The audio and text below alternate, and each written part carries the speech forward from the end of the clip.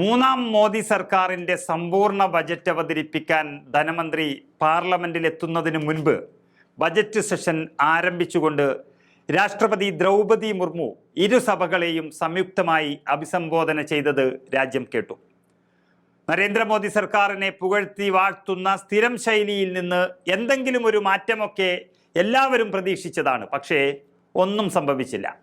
ഒരു മാറ്റവുമില്ലാതെ തന്നെ രാഷ്ട്രപതി ദ്രൗപദി മുർമു മൂന്നാം മോദി സർക്കാരിനെ കുറിച്ച് വായിച്ചു മുന്നേറുന്നതിനാണ് സഭ ഇന്നും സാക്ഷ്യം വഹിച്ചത്. രാജ്യം വികസന പാതയിലാണെന്നും മറ്റേതൊരു സർക്കാരിനേക്കാളും വേഗത്തിലാണ് മോദി സർക്കാർ വികസന കാര്യങ്ങളിൽ മുന്നേറുന്നതെന്നും ആ രാജ്യത്തെ വിദ്യാഭ്യാസ തൊഴിൽ മേഖലകളിലെല്ലാം തന്നെ കൃത്യമായി പ്രധാനമന്ത്രി നരേന്ദ്രമോദിയുടെ മന്ത്രിസഭയുടെ നേട്ടമെത്തുന്നു എന്നുമെല്ലാം ആ നയപ്രഖ്യാപന പ്രസംഗത്തിൽ പ്രസിഡന്റ് ദ്രൗപദി മുർമു ആക്രോശിച്ചിരുന്നു. എന്തായാലും മണിക്കൂറുകൾ നീണ്ട പ്രസംഗത്തിനേക്കാൾ അതിനുശേഷം രാഷ്ട്രപതി മുർമുവിൻ്റെ നയപ്രഖ്യാപന പ്രസംഗത്തെക്കുറിച്ച് സോണിയാഗാന്ധിയുടെ വാക്കുകൾ വളച്ചൊടിച്ചായുധമാക്കുന്നതിനാണ് പിന്നീട് BJP മെനക്കെട്ടത്. പ്രതിപക്ഷത്തിന് നേർക്ക് നാളുകളായി കാത്തിരുന്ന് കിട്ടിയ ആയുധം പോലെ സോണിയാഗാന്ധിയെ ലക്ഷ്യം വെച്ചാണ് BJP സംസാരിച്ചതും പ്രവർത്തിച്ചതും. എന്നാൽ സോണിയാഗാന്ധിയെ സംരക്ഷിക്കാൻ ഇന്ത്യ മുന്നണി ഒറ്റക്കെട്ടായി ഇറങ്ങുന്ന മറ്റൊരു കാഴ്ചയാണ് കണ്ടത്. നേരത്തെ ദില്ലി നിയമസഭാ തെരഞ്ഞെടുപ്പുമായി ബന്ധപ്പെട്ട് 4 വഴിക്കായ ഇന്ത്യ മുന്നണി പക്ഷേ സോണിയാഗാന്ധിക്ക് വേണ്ടി ഒന്നിച്ചു നിന്നതും പറയാൻ സാധിക്കും.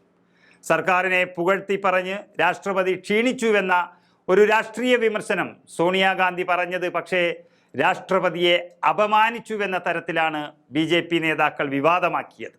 അസാധാരണമാം വിധം രാഷ്ട്രപതി ഭവൻ മുൻ കോൺഗ്രസ് അധ്യക്ഷയുടെ പ്രതികരണത്തിന് ചെവി കൊടുക്കുകയും ഇത്തരം പരാമർശം പാടില്ല എന്ന തരത്തിൽ വാർത്താക്കുറിപ്പിറക്കുകയും ചെയ്തിരിക്കുന്നു.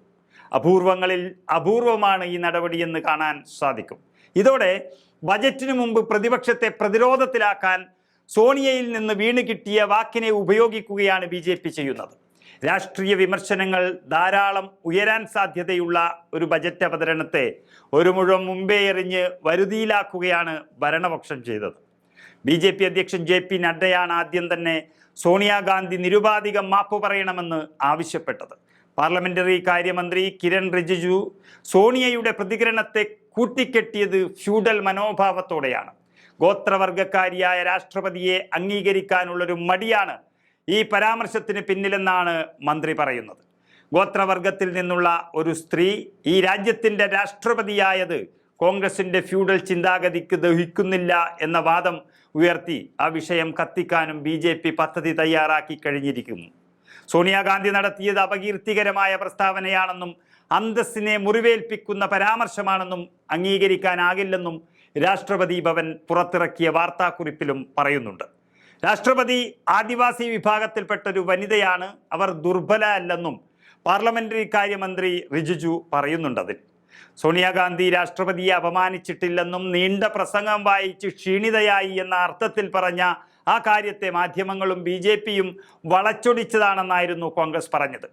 നിലവിലെ സോണിയാഗാന്ധിയുടെ വായിൽ നിന്ന് വീണുപോയൊരു വാക്ക് ബജറ്റിൽ വരുന്ന വലിയ എന്തോ കാര്യത്തിലേക്ക് ശ്രദ്ധ പോകാതിരിക്കാൻ BJP ഗംഭീരമായി ഉപയോഗിക്കുകയാണെന്നാണ് രാഷ്ട്രീയ നിരീക്ഷകരും കരുതുന്നത്.